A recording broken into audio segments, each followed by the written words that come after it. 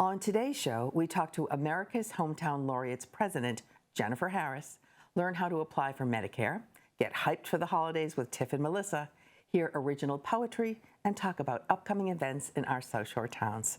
We're glad you're here. Let's get started.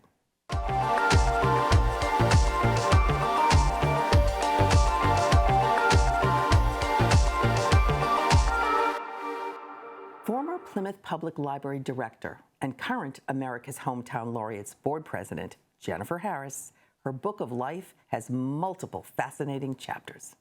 Jennifer talked with Tiff Phillips about her background, career, and why her life after retirement is busier than ever.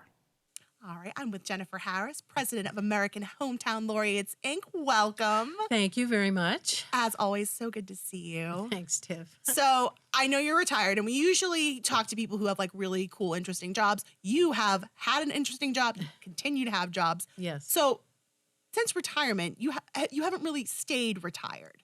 No.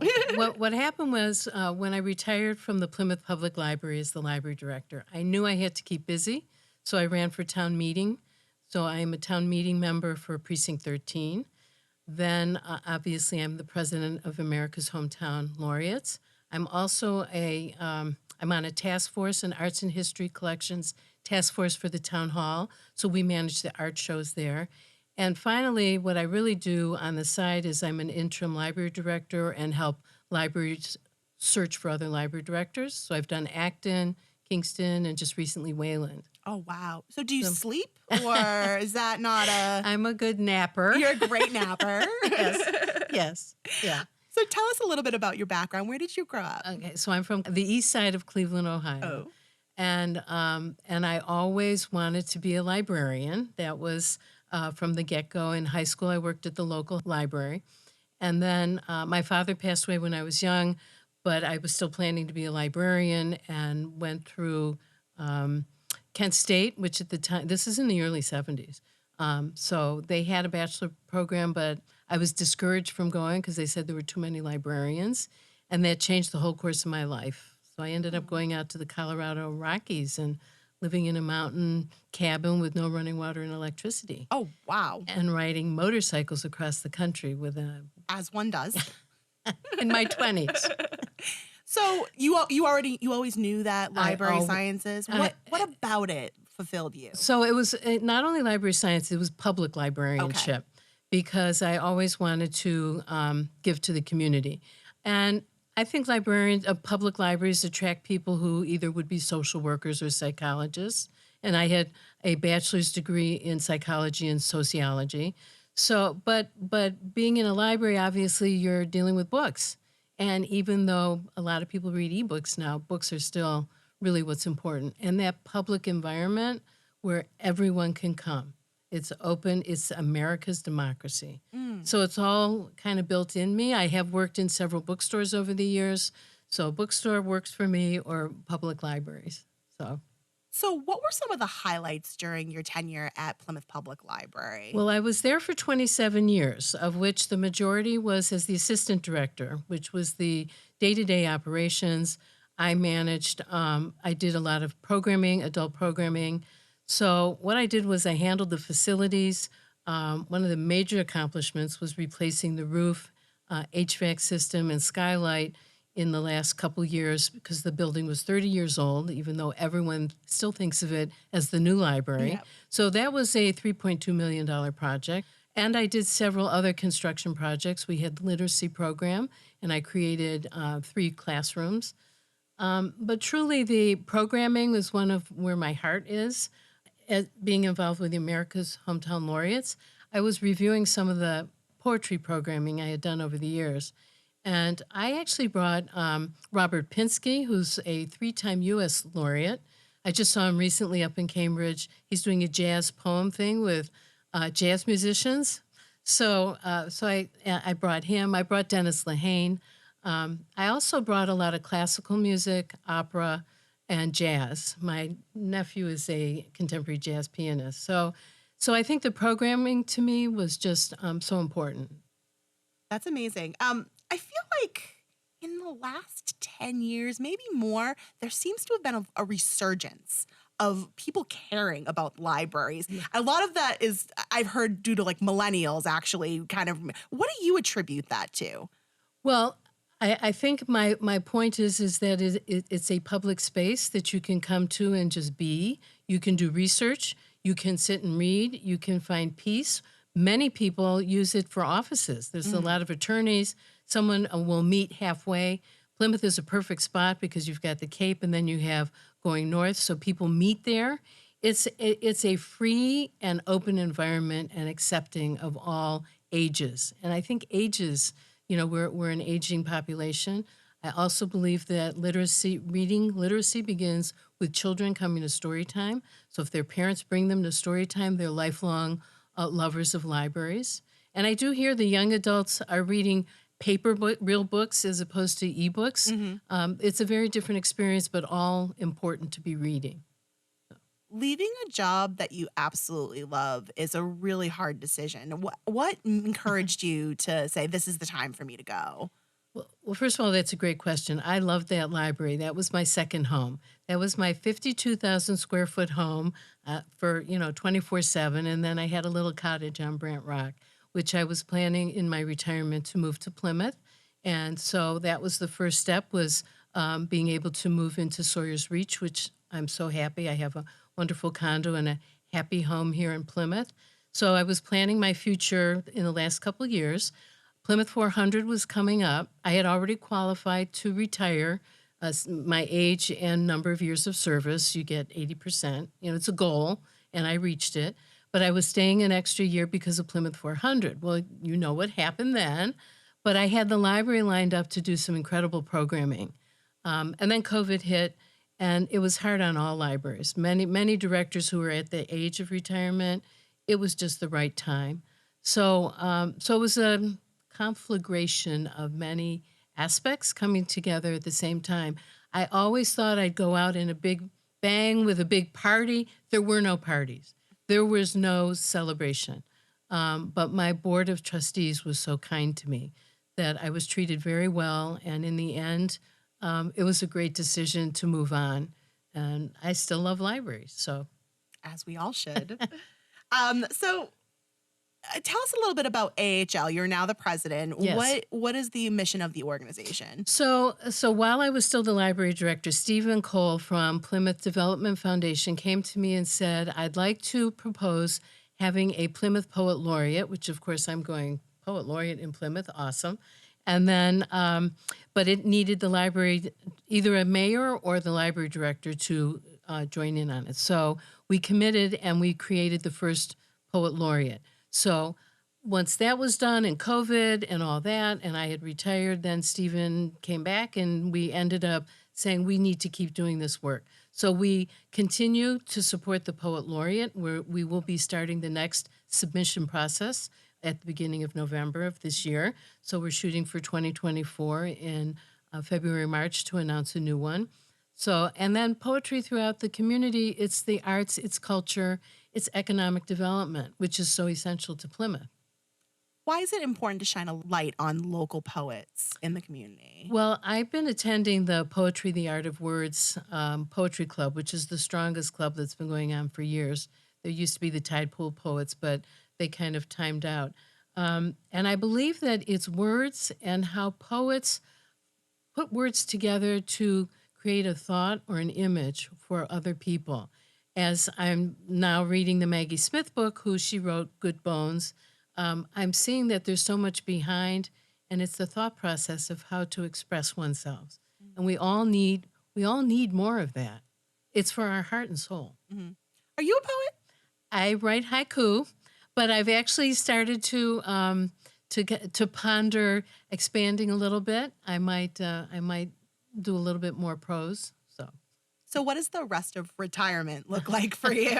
Well, I'll continue with my activities. The interim library director and library searches are fascinating to me because they're other towns that are completely different than Plymouth. So I get a kick, and people actually listen to my opinion, so that's kind of fun, and I get paid for it.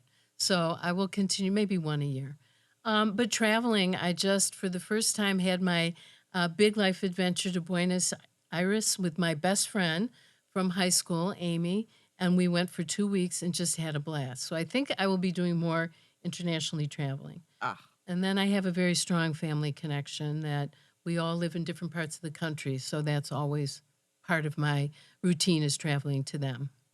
is Plymouth, you think, like you're here for the long haul? I do. I love my condo. Anyone who's thinking about, moving into a condo, it's a wonderful experience. The people there are great. I have a swimming pool. So I'm set for like resort living during the summer.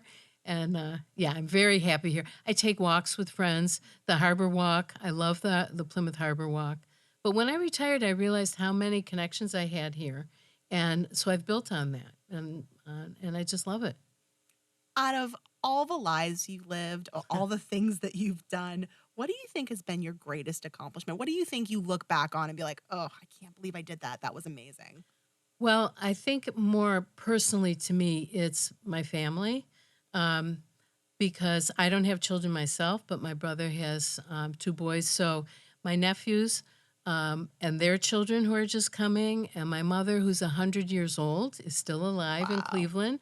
So anyone who thinks that 90 is old, believe me, 100's a whole different ballgame. Think of what it's like to be a good daughter for 100 years. So I think my family and keeping connected the way that we do in supporting each other. And I have loved in life and I have lost, and I just pick myself up and do the next thing. So That is a perfect place to end. Thank you so much. It is so great to always talk to you. thanks, Tiff. It takes courage to speak up when someone says something racist in conversation. You may feel confronting the comment is important, but freeze up or don't know the right way to respond. On Thursday, November 30th at 7 p.m., the Duxbury Free Library will present the next in a series of Duxbury for All challenging conversations. What are we afraid of? In this 1-hour program, you'll learn approaches and responses to help equip you to interrupt racism and harmful language. Visit the Duxbury Free Library website to register. There's nothing that ushers in the holiday spirit quite like a New England Christmas. And nothing embraces a New England Christmas quite like the Plymouth Kiwanis tree lighting. On Friday, December 1st, head down to Main Street for this time-honored Plymouth tradition. Kickstart the holidays with a merry stroll downtown as you shop from local businesses, watch the annual Winter's Lights 5K race, enjoy family-friendly activities, a visit from Santa, and of course, watch the beautiful tree light up the night sky. The local scene street team will also be stationed at the Town Hall lawn, inviting eventgoers to step out to the mic to talk about all things Christmas. The festivities will begin at 5 p.m. We'll see you there. While it's not quite December yet, it's clear that the holiday season is upon us. If you're not feeling in the spirit this year, don't worry. Tiff and Melissa are here with an open ear that's sure to get you hyped for the holidays. Happy holidays. Happy holidays. Happy holidays to you. We are already hyped for Christmas. I know. Let's do this. Christmas is 24/7. Christmas is 24/7 in your heart. Melissa, how are you? How are you? I'm so good. It's Oh been a my while since God. we talked to each other through our I offices. know. Knocking on the walls. Yeah, no, we're gonna start doing Morse code soon. I'm telling you, we should put a window between our offices. We would never get anything done. We would never let's get be honest. anything done. All right, so we are hyped for Christmas. Hyped All for the the time. holidays for alliteration. I did. And so, like, Abby's our Christmas kid. Okay.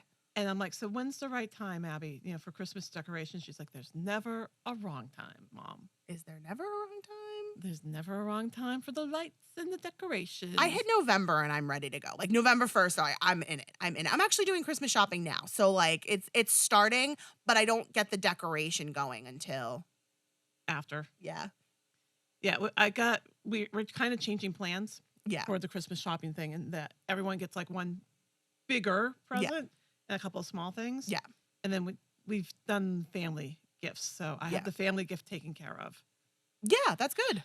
It's a lot. It's becoming a problem. We're just two nerds, That's like the first two step. 12-year-old nerds that got married and just decided that they needed every pop like doll that ever existed, every toy sword, Zelda, shield. Why? Why do we need these things? Because you do. All right. But I'm hyped for the holidays. Yes. I'm ready to go. Yes. So today we are going to discuss our top two, like movies, I television know. shows, etc., that get us going for the holiday season. Yep. We're gonna start with Miss Melissa. Okay.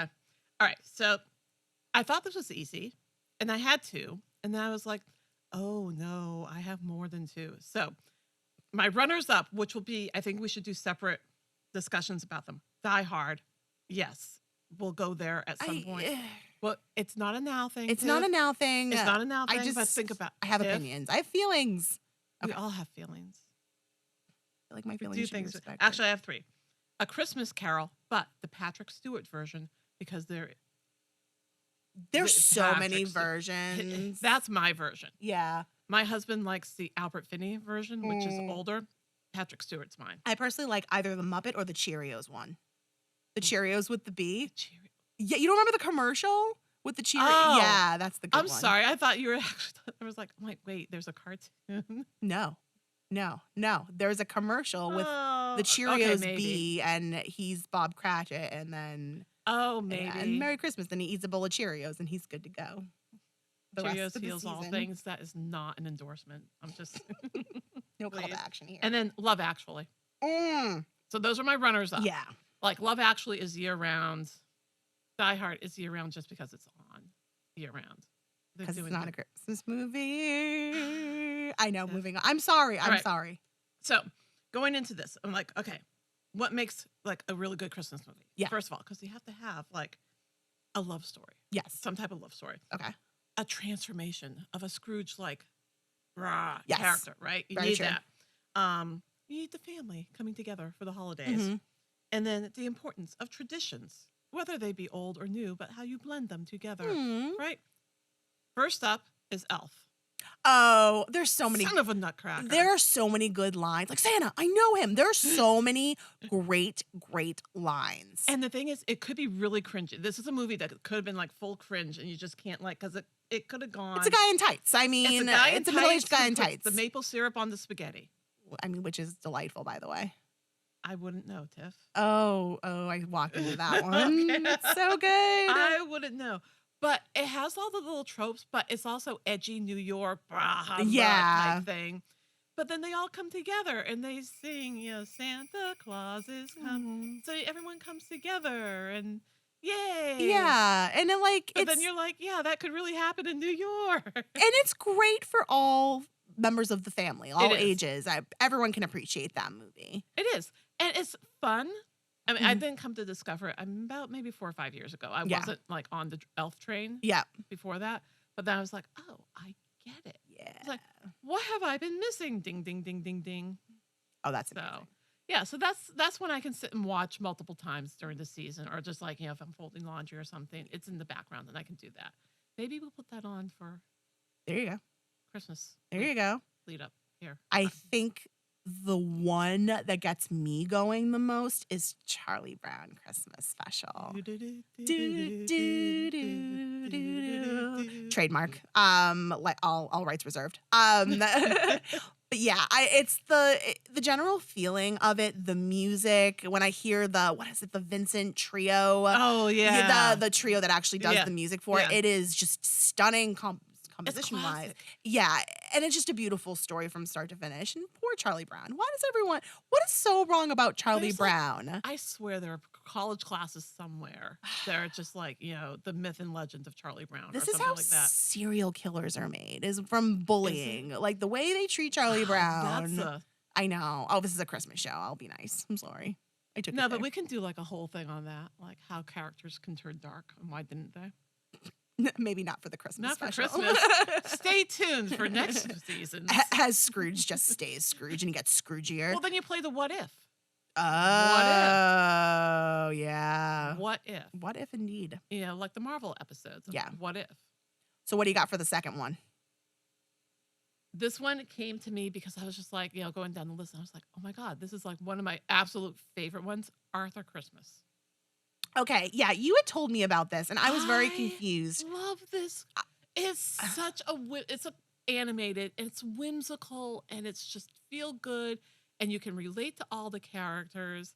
So it's about the Claus family and how the tradition of being Santa Claus is passed from father to son. So it's the from the father to the oldest son.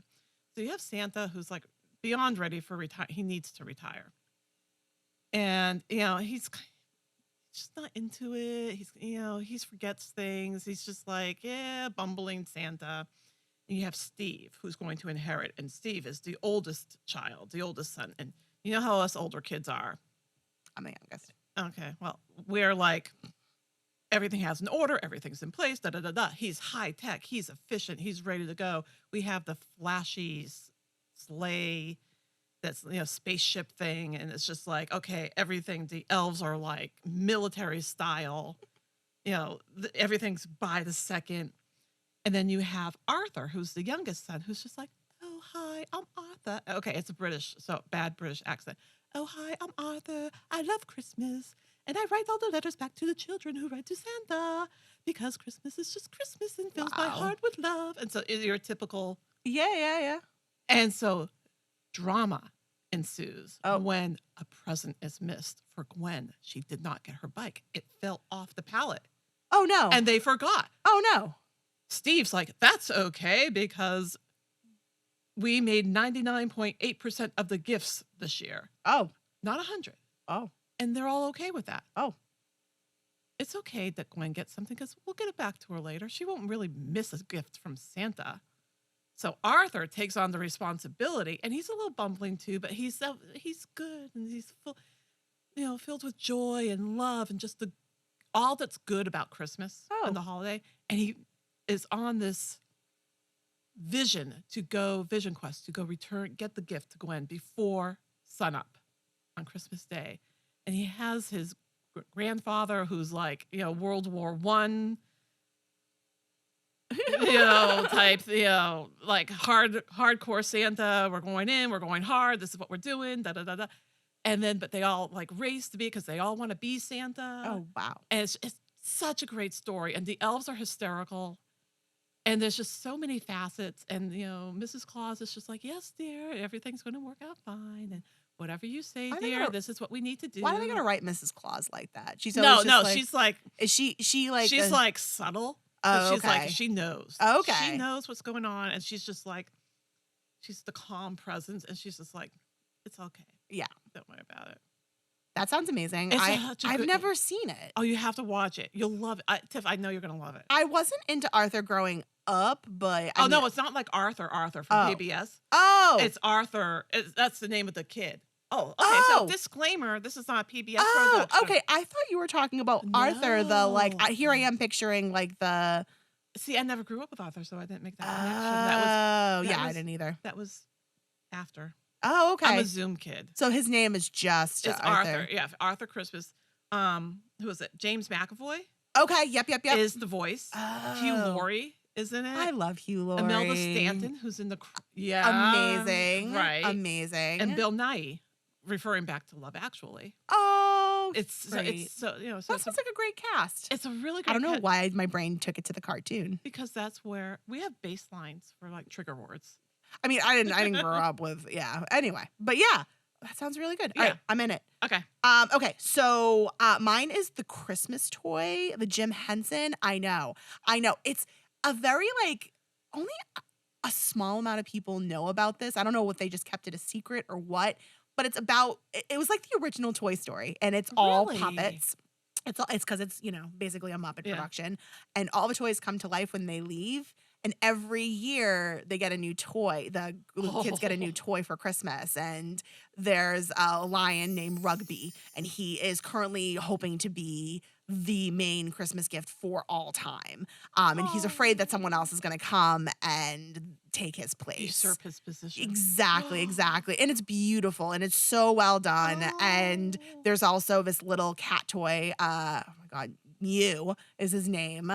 And Rugby will always be like, you're not a real toy, you're a cat toy. But it's just beautiful from start to finish. And like the emotional attachment of kids to toys. Like, I don't know if you were that kid, but I always personified all of my toys. And I always thought they were alive. Like, I was really sad I left my bike in the rain one time. And I'm just like, Harry's not going to like that. Exactly. Exactly. But yeah, it's just a very endearing, heartwarming. And nobody tells a story like Jim Henson. season. No, this is true. This is And it hits like all different levels for all Yeah. different ages. It's like you can get the deep meaning, yeah. as you age up, but when you're young, Yeah. it's still resonate. Obviously, it still resonates. There's Warms so my many- cold dark heart. Oh, it's not really dark. It's fine. It's fine.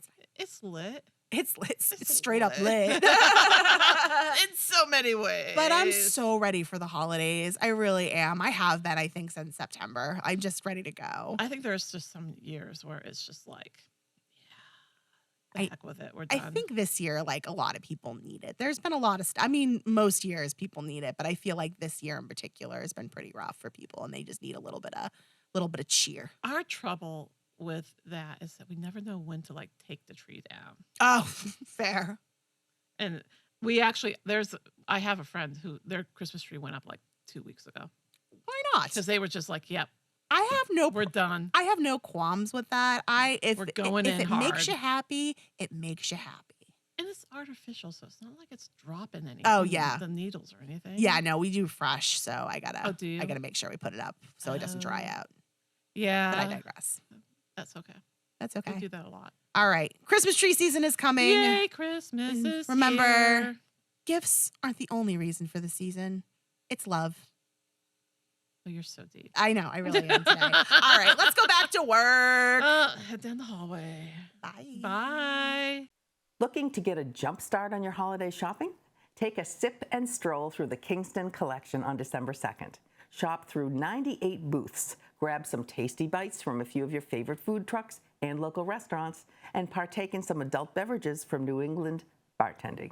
There will also be raffles, face painting, and maybe, just maybe, a visit from Santa. The fun starts at 12 p.m. For more information, visit kingstoncollection.com.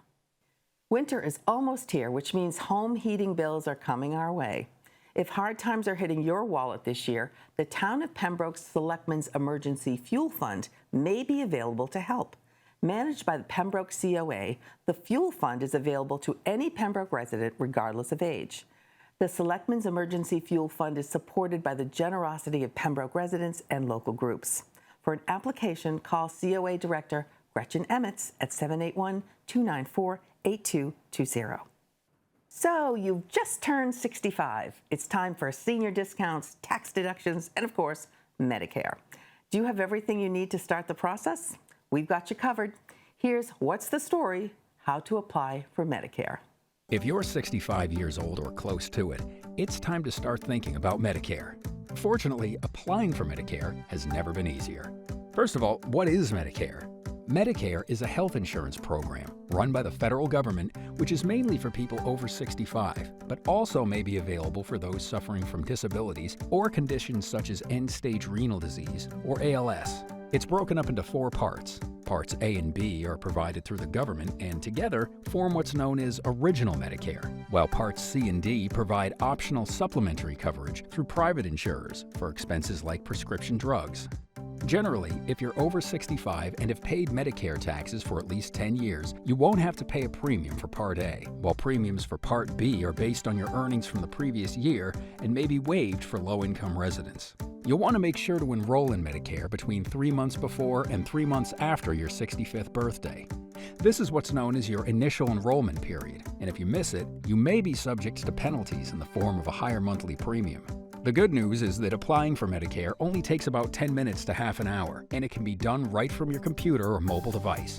But if you'd like more information on the choices available to you before you get started, head to Medicare.gov and click on Get Started with Medicare, where you'll find links that will help you determine what your next steps are in applying. When you're ready, you can head to the Social Security website at SSA.gov, where you'll find the option to sign up for Medicare right on the front page. Aside from basic information like your date of birth and address, you'll want to have your Social Security number handy, as well as information on any current health insurance you may have. You'll also need to set up an account with the site if you don't already have one. When you're done entering your information, you'll be able to check the status of your application with this account, using a confirmation code that will be sent to your email address. If you'd prefer to apply over the phone, you can call 1-800-772-1213, and a representative will guide you through the process. And that's all there is to it. You have now enrolled in Medicare. We hope this guide has been helpful to you, Thanks for watching. For 180 years, A Christmas Carol has been a treasured holiday classic that has delighted generations of children, both young and old. And now it's coming to life. From December 7th through December 10th, the Plymouth Antiquarian Society will be hosting its annual Christmas Carol at the Hedge House. Experience the classic story of Ebenezer Scrooge's redemption as you travel room by room, watching immersive performances given by a talented cast. Each performance lasts 45 minutes, and hot drinks and cookies will be provided. For tickets and showtimes, visit PlymouthAntiquarian.org.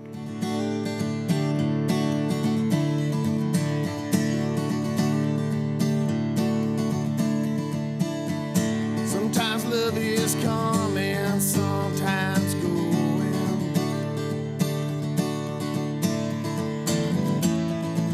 Longtime musician and local favorite Matt York is ready to bring you some holiday fun on December 5th at the Adams Center in Kingston.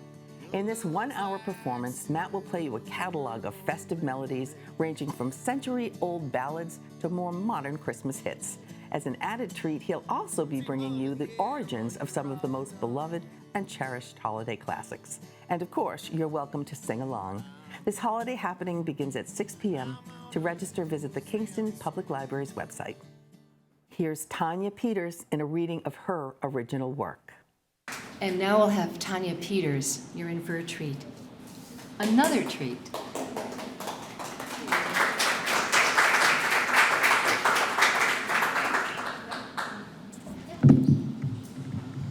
Hi, everyone. Can everyone hear me? Okay, good. I'm Tanya. I've been a poet my whole life. I'm new to the poetry scene here, and I'm grateful to be here tonight. I have two pieces to read. Most of my poetry is drawn off of love or heartache, so I have a few of those tonight. The first one is called Widow.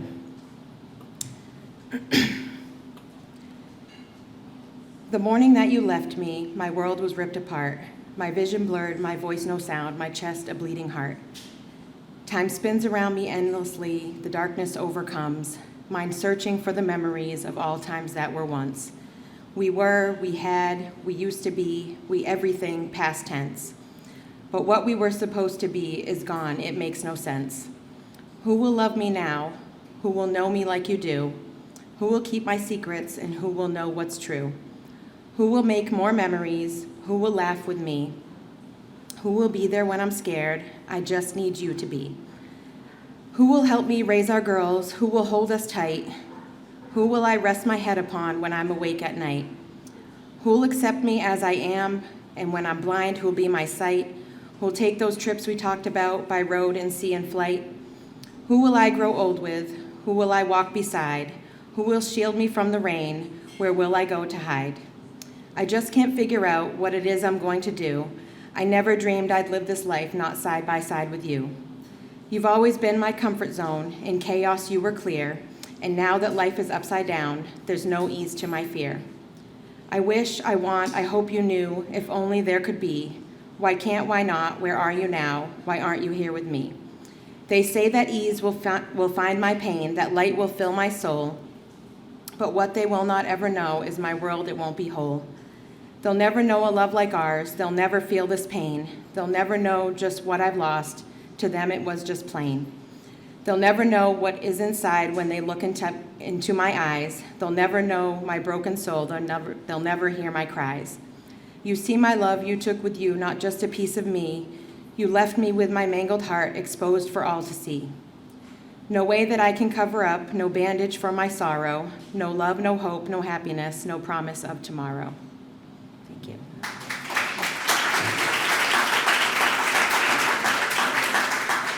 The next piece I have is called A Trace in Time. Can I just let you guys know what it was like for me when he came and painted that picture of what our life would be? I was just out here doing my thing, taking every shot to elevate my life, and he shows up out of nowhere talking about, I want to make you my wife. And I have to admit, his words tasted sweeter than apple pie, and I didn't want to listen to my mind telling me, girl, that's all a lie. And boy, when I tell you he was on his A game, I mean it. He kissed me in the streets, danced with me under the stars, and didn't care who seen it. He held my hand in that firm way, you know, like he'd never let go, and he looked into my eyes like he couldn't even breathe until I said so.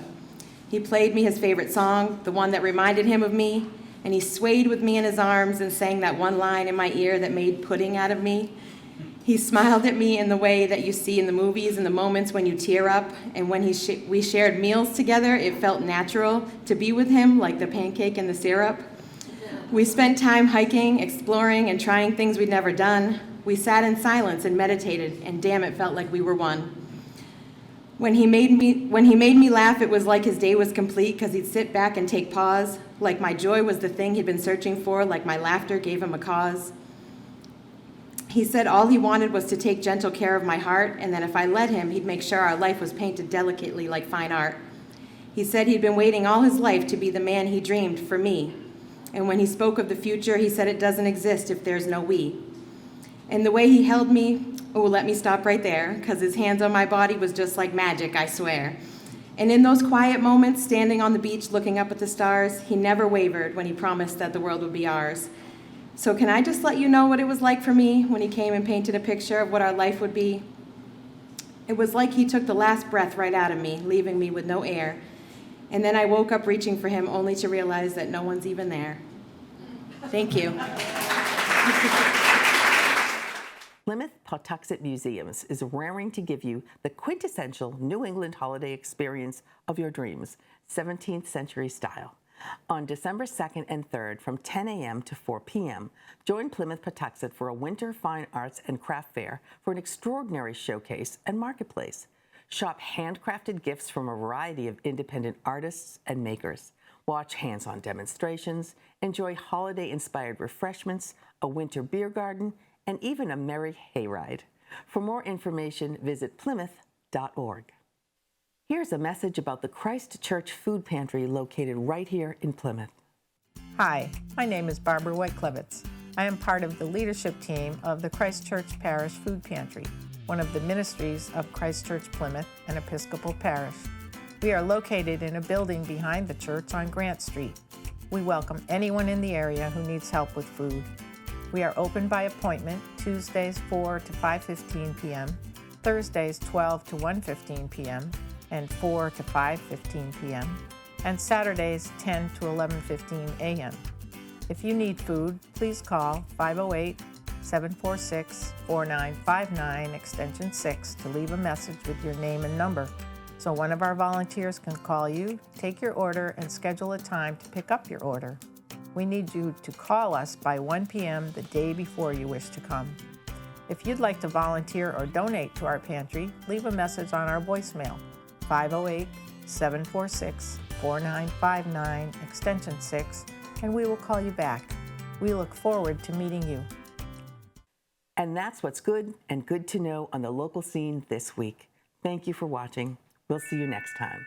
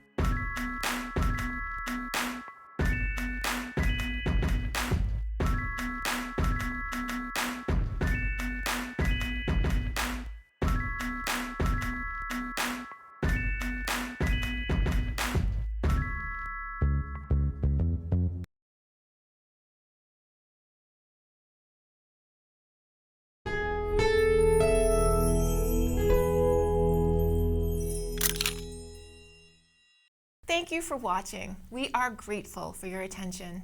If you like what you saw, please like and subscribe to the local scene here and share everywhere. Thank you, friends.